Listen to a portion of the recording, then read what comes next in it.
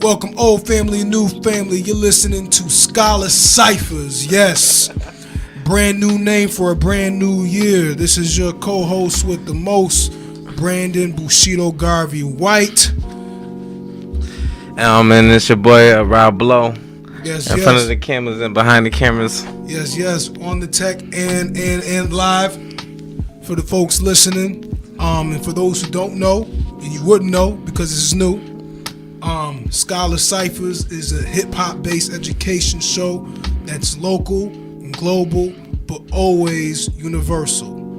Alright, so the format of our show is we have set topics, you know what I'm saying? One part local, one part global, one part hip-hop, one part education, but 100% culture. And what we're going to do is talk about a couple things today, a couple things on the syllabus. Thing one, special education. Thing two, Dr. Umar Johnson. Thing three, the 2018 wrap-up. We've been having some debates about the 2018 wrap-up between the rapper Mad Skillz and your brother Uncle Murda. So without further ado, let's get into Scholar Ciphers. So let's kick it off about special education, man. We both work in education. Yes, sir. We both seen how special education operates. And I would submit that the way we do special education doesn't service the youth the way that it should, especially black and brown youth. I second that statement. And one reason I feel like that it doesn't service the students that's a part of the inclusive courses is because we don't have enough staff. First of all, we don't have enough staff, and it kind of imbalances the number of students that are a part of the inclusive courses versus the regular education courses. So you're saying that the students who are classified or identified having as special education needs, when they're included in classrooms with students who don't have it, it's disproportionate? Yeah. I guess what I'm saying is that the number of special education students are proportionately what's the word? The number of students is over the amount that is supposed to be accepted within the schools. Right. Like on a legal stance. Like, yes, on a legal stance. I forget what the number is. Like some of the schools are above 30%. 30. Yeah, right. I think it can't be over 30%, and I believe that's way too much. Yeah. I believe it's supposed to be around like 15% or something like that, maybe. That low?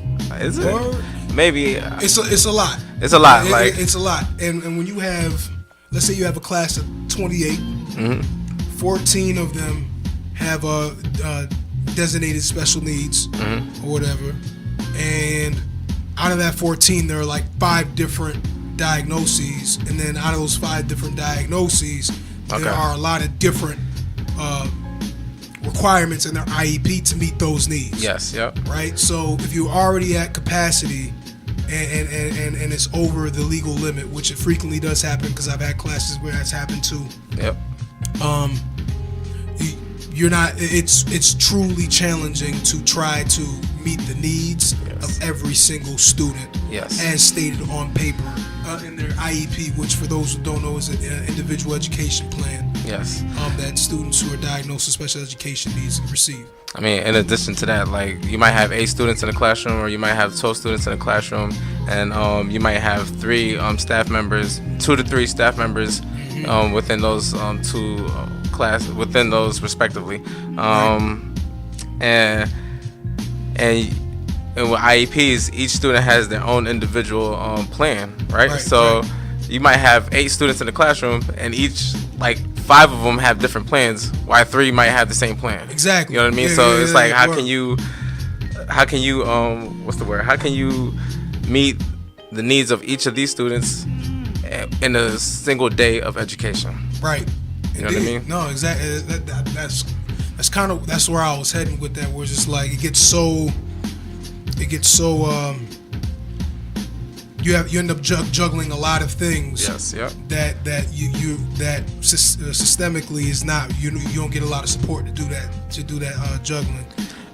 And that's why I brought up the reason of the lack in staff members. Yeah. Like maybe if you would have more staff members, you might have more one-on-ones where you could maybe give that staff member the plan or the actual focus for this particular student, and they could have that in the back of their mind and be less what's the word? They won't have any obstacles. There will be less obstacles within that classroom to teach that particular student. Instead of just dealing with 5 different students at the same time, and you gotta balance which one comes first. Who's gonna get the needs? Yeah, who's gonna get the needs? You know what I mean? The needs. And speaking on who gets the needs, studies have frequently shown that students. Well, first of all, there's disproportionate diagnosing of Black and Latino students into education. And then not only that, when they are diagnosed, they're less likely to receive their services than white students. Okay. What are your thoughts about that experience, and what does that lead to? What do you think are consequences of overdiagnosing students into special education, and then when they get diagnosed or misdiagnosed, what happens in our culture, in our society in general? Well, okay, so when there's a misdiagnosis of a student or an overdiagnosis of a student, I feel like one situation that student might find themselves in is they might be within the special education course for longer than they should expect it to be, right? Or for example, like there's some students that I've known that are in education courses. I mean, in these special education courses that shouldn't even be in there. What you mean? Like they perform well within the classrooms. I mean, with the work, the academically, I feel like they're pretty sound academically, where they could get out of that special education environment and get into a regular education environment. Oh, my fault.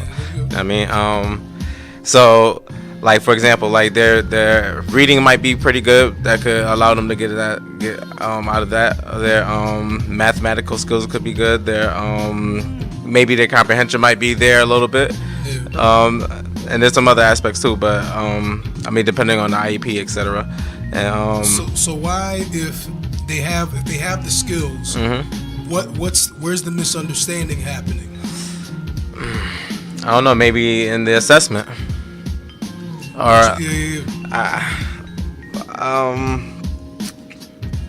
don't know. Like I've seen that though, because like how many kids have we known that are really gifted in terms of reading situations or reading text, grade level and above grade level or otherwise, and when it comes to an assessment, that in their own discernment and analyzing why the assessment is given, et cetera, they don't put they're all in. Okay. And so when they have to take the assessment, that's true. Yep. Yeah. To second that, like when they are given the assessment, the kids might fail to put their all in to give their best and have a great score where they could set themselves up for alley-oop to get out of that situation. You know what I mean? But I think too, like if students are performing but aren't performing the way that you think they should, they're technically doing the what, but you don't like the how. Yes. They're reading well. They're critiquing well. In this case, we're doing the ELA. Like their analysis skills are up to snuff. Some of the Bloom taxonomy. Yeah. Okay. Like they perform on all levels of Bloom's really high. However, they do so in a sociocentric way. Okay. Where like, they like to talk to their mans when they're doing it, or like when they're doing it, they're also critiquing what's happening in the process. Or that's a great observation. Or the curriculum itself isn't sensitive to whoever that individual is. Yes. Right. So if there's inherent bias in many Americans, and the teaching field is predominantly female. Yep. And it's predominantly white. Yes. Right? So if there's so much bias laden via gender and via race, it seems like a recipe for misunderstanding learning norms for black and brown kids who generally, not always, generally function very differently than white females. Okay. No, I agree with that. I definitely agree with that statement.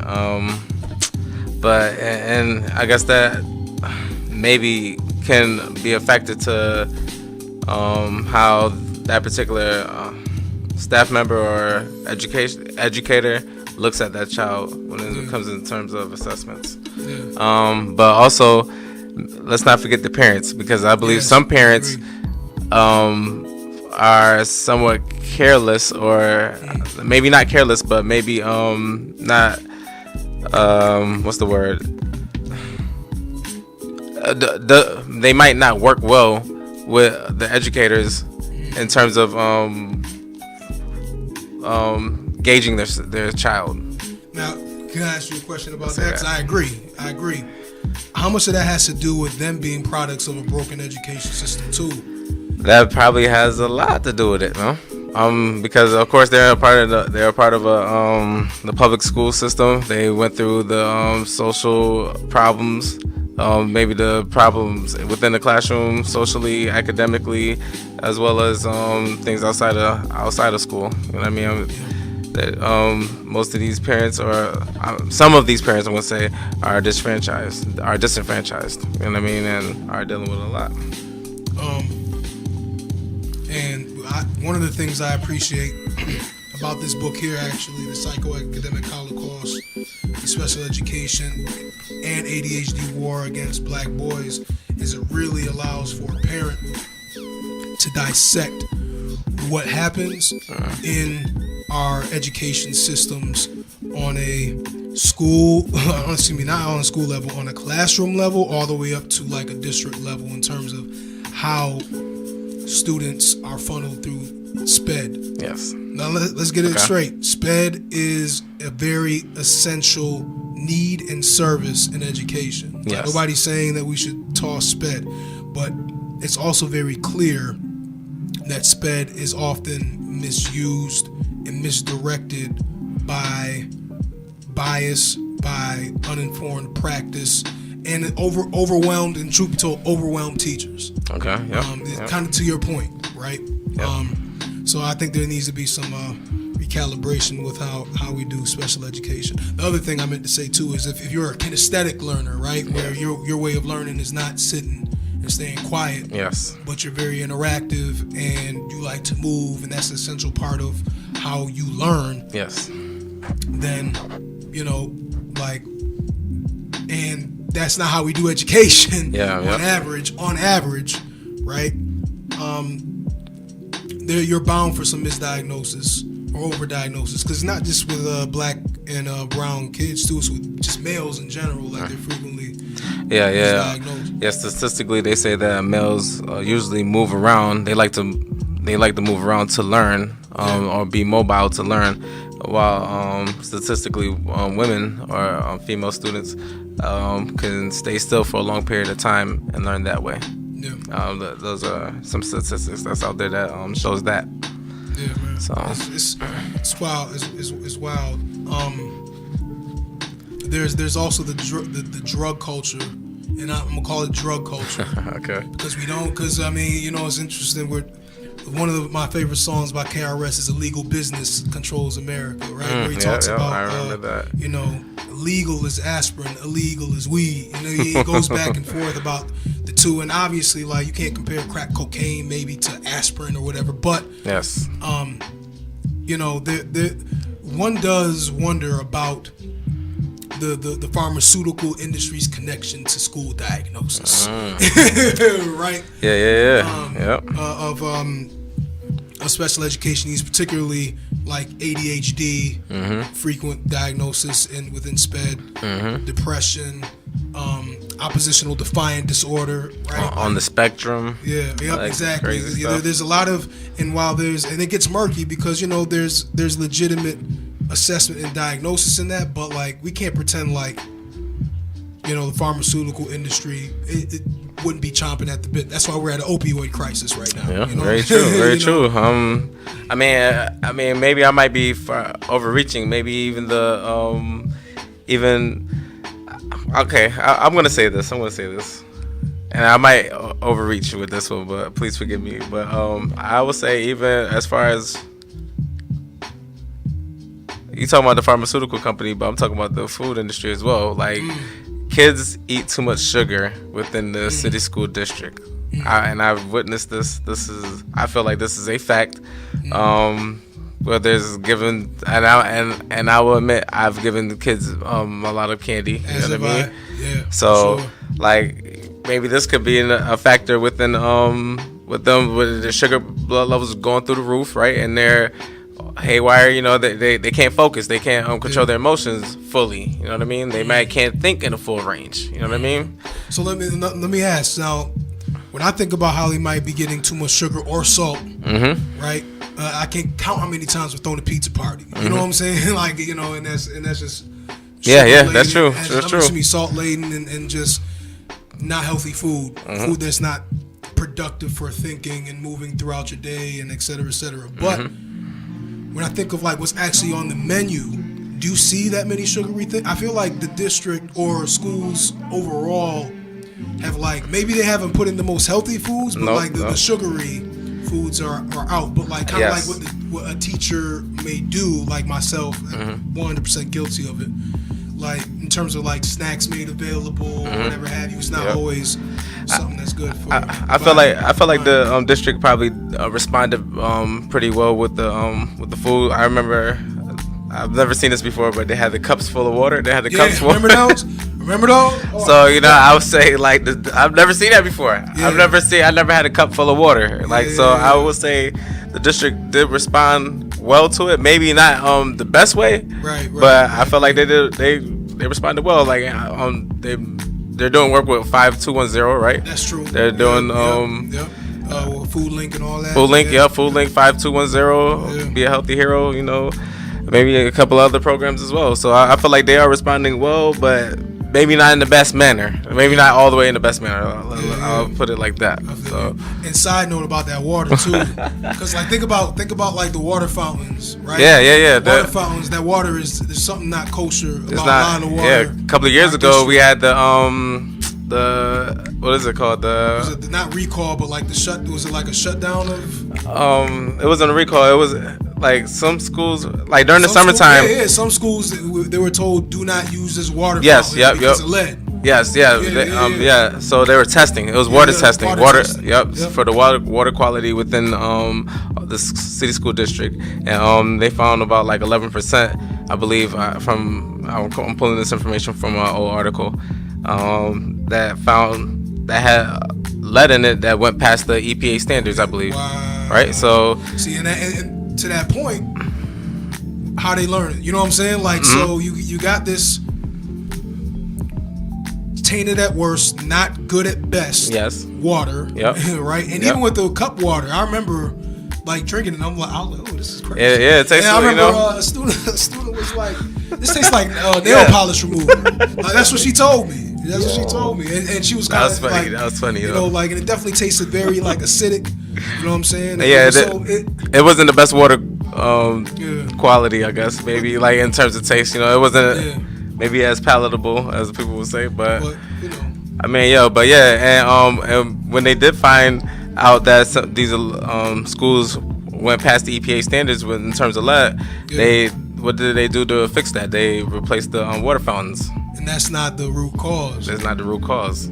So at all. You want to jump into? I mean, like maybe we could probably come back to that. I don't know what I mean, but that's real. How much time do we got left right now? Like 10 minutes. Oh man, all right. So we're going in on this, man. Maybe we could probably come back to this information. I don't know if you want to jump into something else right now, but I mean, like it connects well with, because again, Dr. Umar Johnson puts a lot of these pieces together about this web where our kids get entangled through what he calls the psychoacademic Holocaust, right?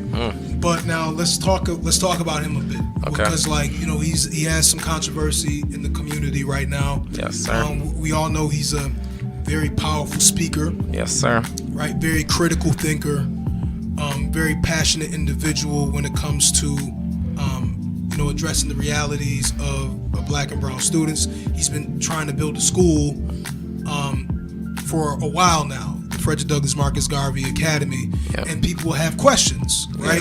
People have questions about the amount of money. Yep. School location. The school location. How's that money being used?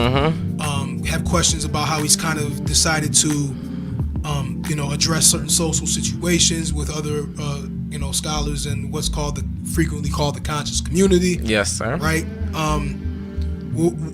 Where do you land in terms of your assessment of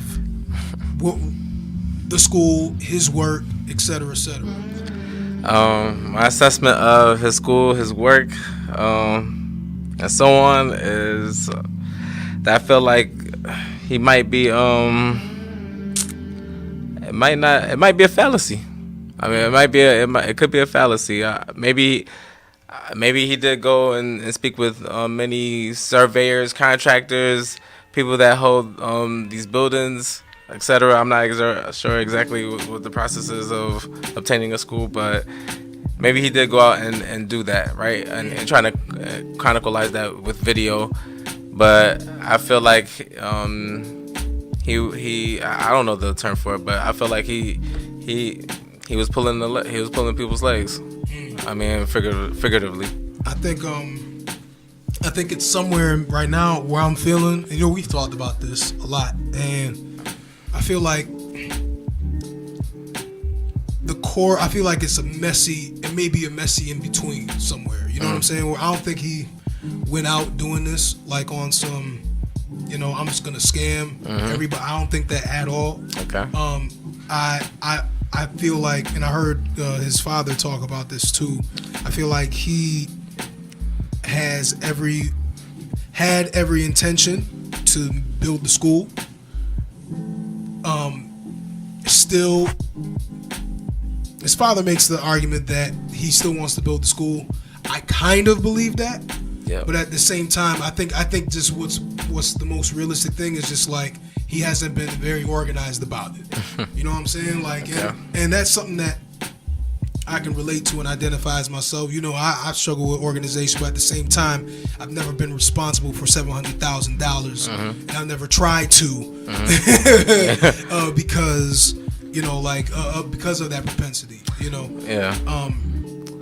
So that's kind of where I am, where it's just like either whether he was like just trying to secure a bag and bounce, or is just like struggling organizationally and is struggling with things about his own character. Like I do feel like sometimes like he can be very prideful. Yes, sir. And not necessarily be sensitive to his power, his leadership, and those realities.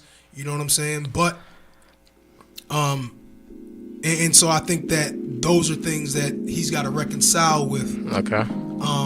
If he really wants this done, he's got to reconcile with those things. Yeah. You know what I'm saying? So that's just what I was thinking. Nah, I like your perspective on that. You know what I mean? Me, I just feel like, you know what I mean? Maybe I don't know, man. I just feel like he's just pulling on people's leg, and he might try to run on the plug twice, I guess. You know what I mean? In other words, Yeah, he stayed calling and I ain't calling back. You know what? Like honestly, like while I would want that to be wrong, I would not. I would want to be wrong about my apprehensions, and I would want what you just said to be wrong. But at the same time, like if it happened, I can't say I would be 100% shocked. I would not be shocked as well, man. I would love to be wrong, but I mean, it's so much time that has passed. Yeah. You know what I mean? It's like you get worried. Yeah. You know what I mean? So and let it be said too that like there's been so much. I know that his intention has been to build a very state-of-the-art private school kind of academy, and that makes it kind of different from other, I guess, schools of similar scope and focus.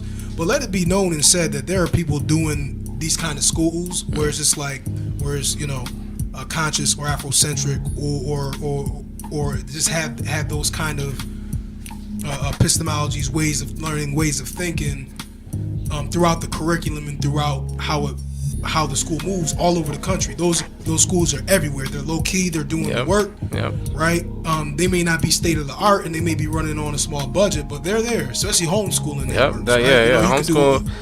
Yeah, all day. Yeah, I agree with you. I definitely agree with you on that, man. Like, there's so many different types of schools that's up and running right now, and that's doing a great job. There's one guy that actually runs his own little school. I'm not sure if he still does it now, but he's in Chicago. I think his name is, oh my God.